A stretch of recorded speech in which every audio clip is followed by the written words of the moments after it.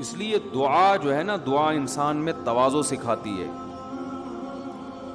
حج میں بھی کیا سکھایا جاتا ہے؟ حج میں بھی یہ سکھایا جاتا ہے کہ اپنی انا اپنے گھر پہ رکھ کے آؤ. سارے ایسے کام کروائے جاتے ہیں جو بظاہر ان لاجیکل ہیں. بھئی دیکھو، لاجک کا کام دنیا میں کوئی بھی مذہب دے نا تو فوراً فطرت کو اپیل کرتا ہے. آپ کسی غیر مسلم کو بتائیں ہمارے مذہب میں زکوٰۃ ہے، غیر مسلم کہے گا یار بڑا خاندانی مذہب ہے، کہے گا نا یار تم لوگ غریبوں کی مدد کرتے ہو، بہت اچھی بات ہے ماشاءاللہ، بڑا اچھا مذہب ہے اسلام، غریبوں کی مدد کا کہتا ہے. کہتے ہیں کہ نہیں کہتے؟ ہم کہتے ہیں ہمارے مذہب میں پیرنٹس کی اتنی عظمت ہے کہ ان کے سامنے اف کرنے کی بھی اجازت نہیں. غیر مسلم کہے گا زندہ آباد، یار بڑی خاندانی تعلیمات ہیں، ہم تو ابا کو بوڑھا ہونے سے پہلے احتیاطاً اولڈ ہاؤس میں ڈال کے آ جاتے ہیں. ہم کہتے ہیں ہمارے مذہب میں شراب کیا ہے، بولو حرام. یار خاندانی مذہب ہے یار، اچھا ہے. گورے بھی مانتے ہیں کوئی پینے کی چیز نہیں ہے، بچتا ہو تو زیادہ اچھا ہے. آپ گورے کو بتائیں ہمارے مذہب میں یہ ہے کہ سچ بول کے تجارت کرو، لعنت اللہ علی الکاذبین. قرآن کہتا ہے جھوٹوں پر اللہ کی لعنت. کہے گا یار زبردست. لیکن آپ گورے کو بتائیں، ہندو کو بتائیں، سکھ کو بتائیں ہمارے مذہب میں یہ ہے کہ بقرعید والے دن کروڑوں جانوروں کا گلا کاٹ دو. کیا خیال ہے بھائی؟ کہے گا یار یہ کیا ہو رہا ہے بھائی، کیوں کاٹ دو یار، ان بیچاروں نے کیا بگاڑا ہے بھائی؟ ان سے کہیں ہمارے مذہب میں یہ ہے کہ 15-20 لاکھ روپے خرچ کر کے سعودی عرب جاؤ، بیت اللہ کے گرد 7 چکر لگاؤ. اول تو یہاں بھی وہ کہے گا یار یہ 15 لاکھ کسی غریب کو دے دیتے. کیا خیال ہے؟ چلو چکر لگا لیے، ٹھیک ہے بھائی، ہر مذہب میں ایک عبادت ہوتی ہے، تمہارے یہاں بھی ہوگی، طواف کر لیا، سمجھ میں آیا. کہتے نہیں، اس 15 لاکھ میں جو خرچہ ہو رہا ہے اس میں کہ شیطان کو جا کے کنکریاں مارنی ہیں. کہے گا کیوں مارنی ہے، وہاں تو شیطان نہیں ہے، اور جتنی ہلکی ہلکی تم مار رہے ہوتے ہو اس سے تو شیطان کو کچھ بھی نہیں ہوگا، کیوں مار رہے ہو بھائی؟ ہمارے مذہب میں یہ ہے کہ حاجی پراگندہ بال میلا کچیلا اللہ کو پسند ہے، خوشبو نہیں لگاؤ. حج کے دوران ویسے لگائیں سنو، ویسے بھی چھوڑ دیں، پہلے ہی مسلمان بہت میلے ہو گئے ہیں. تو یہ چیز مانے گا وہ؟ یار یہ کیا ہے یار؟ بولو ہمارے مذہب میں یہ ہے کہ جب احرام اترنے سے پہلے کروڑوں جانور مینا میں حلال کر دو. جن جانوروں نے آپ کا کچھ بھی نہیں بگاڑا، اتنے کٹتے ہیں نا مینا میں جانور، اتنے اونٹ نہر ہوتے ہیں، ایک منظر یوٹیوب پہ دیکھ لیں، اتنے جانور. غیر مسلم کہتا ہے یار زکوٰۃ بھی سمجھ میں آ رہی تھی، روزہ بھی سمجھ میں آ رہا تھا، فاسٹنگ سے بڑے میڈیکل فائدے ہوتے ہیں انسان کو میڈیکلی، اور نماز بھی کسی حد تک سمجھ میں آ رہی تھی، صاف ستھرا ہو جاتا ہے، وضو کر لیتا ہے آدمی، ایک گیدرنگ ہو جاتی ہے، آپس کے تعلقات اچھے ہو جاتے ہیں، پتہ چل جاتا ہے کہ اس کے گھر میں کیا ہو رہا ہے. اس کو اطلاع آئی تھی نا کہ وہ گھر سے بھاگ گئی ہے، تو مسجد میں آ کے پتہ چلتا ہے واقعی بھاگی ہے یا نہیں بھاگی. ایک دفعہ میرے پاس فون آیا، کسی نے بتایا، پرانا قصہ ہے، کسی کو کیا پتہ کس کی بات کر رہا ہوں، کہیں سے فون آیا کہ میری بیوی بھاگ گئی ہے نا. میں اس کو بیچارے کو دلاسا دے رہا تھا، سمجھا رہا تھا. میں نے فون جیسے ہی بند کیا، ایک بندہ بیٹھا ہوا تھا، کہہ رہے کیا ہوا کیا ہوا. میں نے کہا یار وہ بندہ ہے، اس کی بیوی گھر سے بھاگ گئی. کہہ رہے کہاں بھاگی ہے؟ ایک دم اس کے منہ سے نکلا کہاں بھاگی ہے. وہ سارے جو بیٹھے ہوئے تھے نا ایک دم ہنس پڑے سب. اس کے بھی نا ایک دم آٹومیٹیکلی آٹو پہ تھا، وہ ایک دم منہ سے نکل گیا کہاں بھاگی. ہم ہنسے، ہم نے کہا تجھے کیا کرنا ہے یار کہاں بھاگی. پھر اس کو بھی شرمندگی ہوئی کہ یار میرا سوال کیا تھا غلط. تو ہم بتا رہے ہوتے ہیں بھائی کروڑوں جانور مینا میں کیا ہو جاتے ہیں ذبح. غیر مسلم کہتا ہے یار اتنے سارے اچھے اچھے احکام ہیں، یہ کھوپڑی میں آنے والی باتیں نہیں ہیں. 15-20، تبھی تو دیکھو جو لبرل لوگ ہیں ان کو حج سمجھ میں نہیں آتا. بہت ہی کوئی نیک ہوگا نا تو کہہ دے گا چلو ایک کر لو, دوبارہ کیوں کر رہے ہو, اتنے پیسے کسی بیوہ کو دے دو. دینے چاہیے, میں منع نہیں کر رہا اس سے, وہ مسئلہ کیا ہے, دوبارہ حج کرنا چاہیے نہیں کرنا چاہیے, ایک الگ ٹاپک ہے یہ, کہ غریب کو دے دیں یا نفلی حج کریں, وہ ایک الگ ٹاپک ہے. لیکن ان کو حج ہی سمجھ میں نہیں آ رہا ہوتا. تو یہ عبادتیں اللہ ہم سے کیوں کراتا ہے؟ یہ بتانے کے لیے کہ تم کس کے غلام ہو, اللہ کے. اللہ کے ہاں سب سے بڑی نیکی یہ کہ تم خدا کے غلام ہو. یہ مانو, نہیں مانتے تو کچھ بھی نہیں ہے. پھر غریبوں کو تو وہ بھی کھلاتا ہے, کیا نام ہے یار وہ اس کا, جو بل گیٹس بھی کھلاتا ہے, ہسپتال بنائے ہوئے بہت سارے, لیکن ڈکشنری میں گاڈ بولو نہیں ہے, ڈکشنری میں خدا نہیں ہے. آپ بل گیٹ سے جب کہیں کہ صبح 100 دفعہ لا الہ الا اللہ وحدہ لا شریک لہ لہ الملک ولہ الحمد یحیی و یمیت وہو حی لا یموت وہو علی کل شیء قدیر, کتنا پیارا کلام ہے. 100 دفعہ یہ تسبیح پڑھا کرو صبح. اب بل گیٹ سے کہیں نا 100 دفعہ کیا کیا کرو, یہ تسبیح پڑھو, لا الہ الا اللہ, اس اللہ کے سوا کوئی عبادت کے لائق نہیں ہے, وحدہ اکیلا ہے, لا شریک لہ اس کے ساتھ کوئی عبادت میں شریک نہیں ہے, لہ الملک بادشاہی اسی کے لیے, ولہ الحمد تعریف کے قابل گوگل نہیں ہے, تعریف کے قابل بل گیٹس کو ہم سمجھا رہے ہیں نا, تعریف کے قابل صرف کون ہے, اللہ ہے. یحیی و یمیت زندگی بھی وہی دیتا ہے. ڈاروین کے باپ نے کسی کو زندگی نہیں دی, جو کروڑوں سال سے آٹومیٹیکلی زندگی خود وجود میں نہیں آئی ہے. ایک ڈاکٹر پھینک رہا تھا کہ یہ ہمارا جو دماغ ہے نا اربوں سال کے بعد ایوالو ہو کے ایسا ہوا ہے. آپ جتنی نیکیاں کر لو, جب آپ اپنے دماغ جو اللہ نے آپ کو سب سے بڑی نعمت دی, آپ کو یہ ایوالو ہو کے ایسا بن گیا ہے, یعنی پہلے گدھے کا تھا, آہستہ آہستہ ترقی کر کے انسان کا یہاں تک آ گیا, اور گدھے سے بھی پہلے کچھ اور ہوگا. تو آپ نے جو خدا کے وجود کی سب سے بڑی دلیل تھی کہ اس نے کیسے کھوپڑی میں ایسی چیز فٹ کر دی, آپ اس کھوپڑی کا غلط استعمال کر کے بنانے والے کا انکار کر رہے ہو. لیکن آپ 3 پیس سوٹ ٹائی پہن کے صبح صبح نہا کے نکلتے ہیں گھر سے, اور انسانیت کی خدمت بھی کر رہے ہیں, اور غریبوں کا فری علاج بھی کر رہے ہیں. لوگ کہیں گے بہت اچھے ڈاکٹر صاحب ہیں, اللہ کہے گا بالکل بھی اچھے نہیں ہے, بنانے والے کا منکر ہے. کہتا میرا دماغ ایوالو ہو کے یہاں تک پہنچا ہے.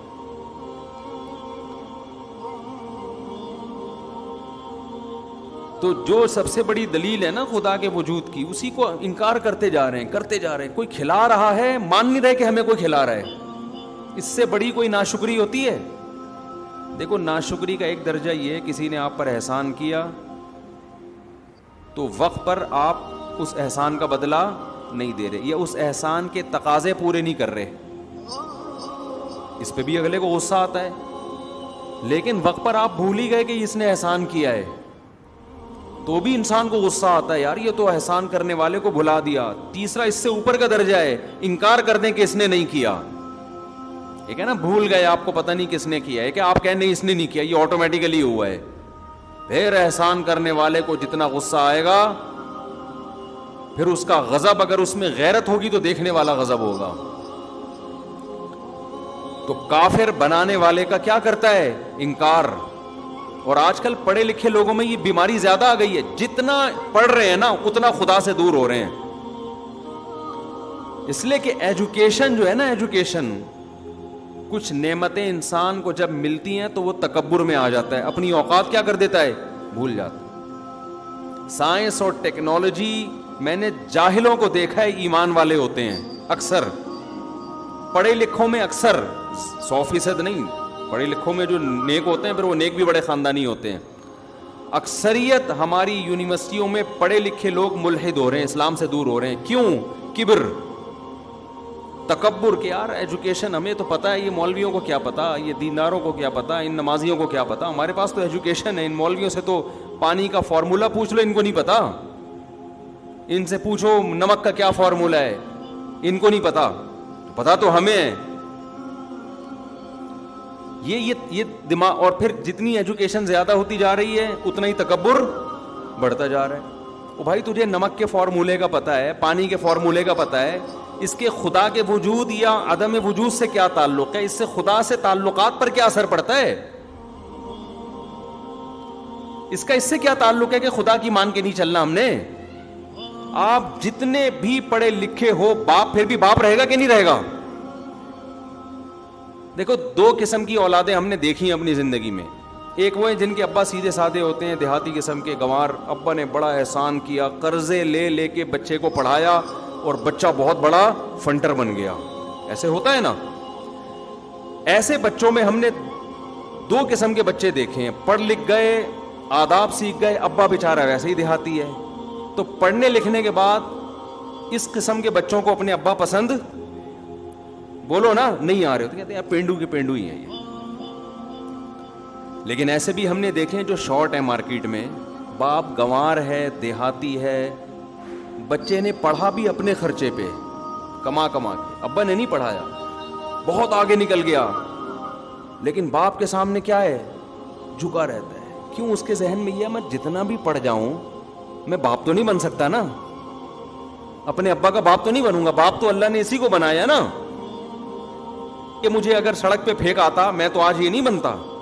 اس نے مجھے گھر میں رکھا, میری ماں کی کفالت کی, چاہے میں نے خود کما کے کھایا ہو, لیکن شیلٹر کس نے دیا تھا مجھے؟ اس باپ نے دیا تھا.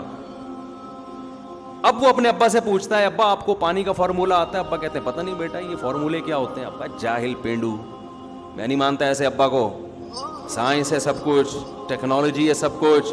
ابا کیا کہہ رہے ہیں, یہ تو مولویوں نے فضول چیزیں بنائی ہوئی. ابا اف, ابا کے سامنے اف بھی نہ کرو. ابے جاہل کا جاہل ابا, اس کو تو اپنا پانی کا فارمولہ پتا نہ, اسٹمک کی اس کو وہ آتی ہے, اسپیلنگ آتی ہے, ٹھیک ہے, کچھ بھی پھینکتے رہتے ہیں نا.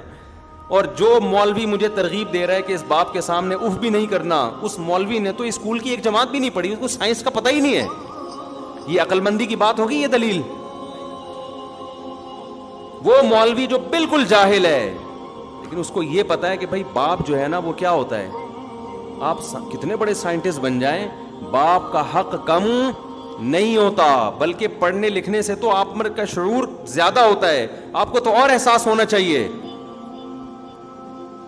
لیکن ہم نے دیکھا ہے پڑھ لکھ کے اپنے ماں باپ کو گنوار سمجھتے ہیں, ادب تمیز سے بات کرنا چھوڑ, تعارف نہیں کرواتے, لوگوں سے ملواتے نہیں ہیں کہ یار میں اپنے ابا کا انٹروڈکشن کرواؤں, ابا دھوتی بنیان میں بیٹھے ہوں گے میری بےزتی ہو جائے گی.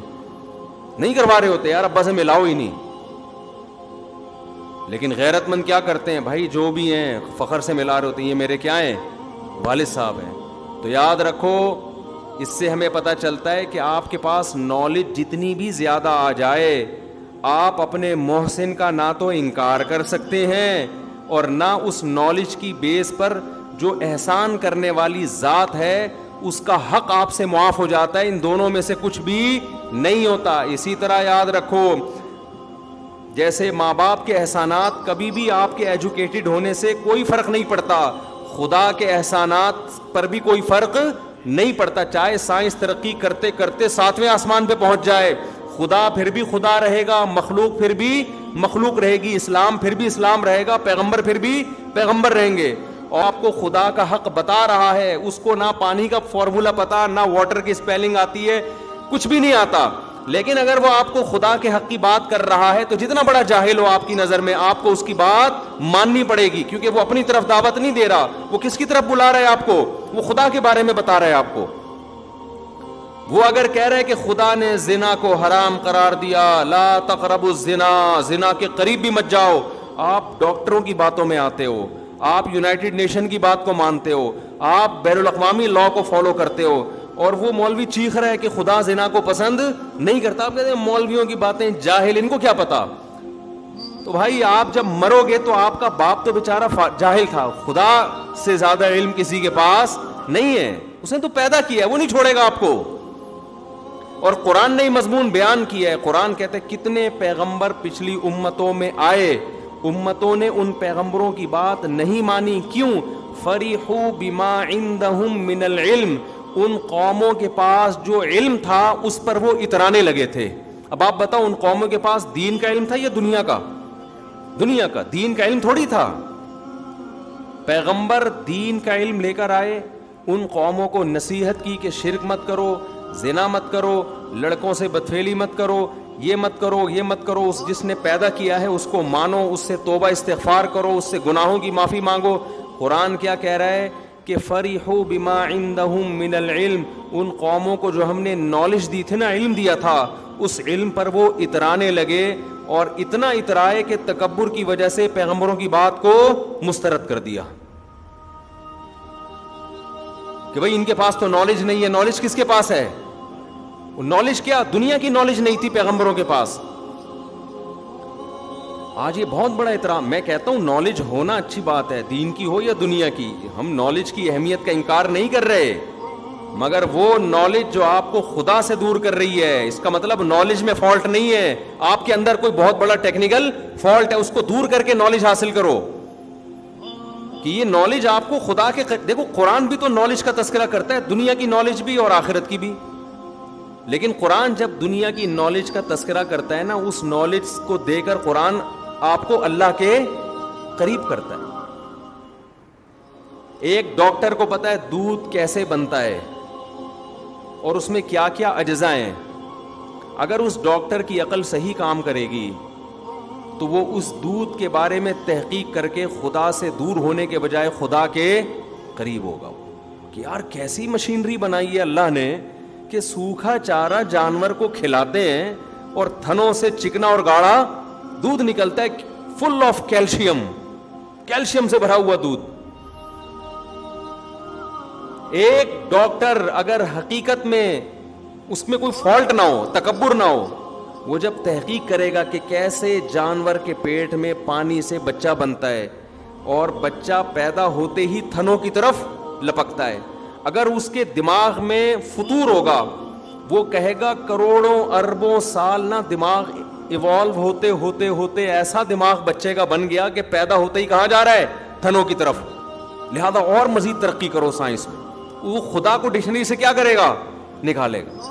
ذرا سی کھوپڑی میں غیرت ہوگی نا, تو جب وہ سائنسدان تحقیق کرے گا نا کہ بچہ پیدا ہوتے ہی فوراً جاتا کہاں ہے, تھنوں کی طرف, وہ کہے گا سبحان من خلق ھذا, جس نے اس بچے کو بنایا اور جس نے پانی میں ایسے سافٹ ویئر انسٹال کیے کہ ماں کے پیٹ میں جاتے ہی اس میں آنکھ, ناک, کان, دل, دماغ, جگر اگنا شروع ہوتا ہے, اور بچے کے دماغ میں ایسے سافٹ ویئر پہلے سے انسٹال کر دیے کہ پیدا ہوتے ہی کہاں لپکتا ہے, وہ دودھ کی طرف.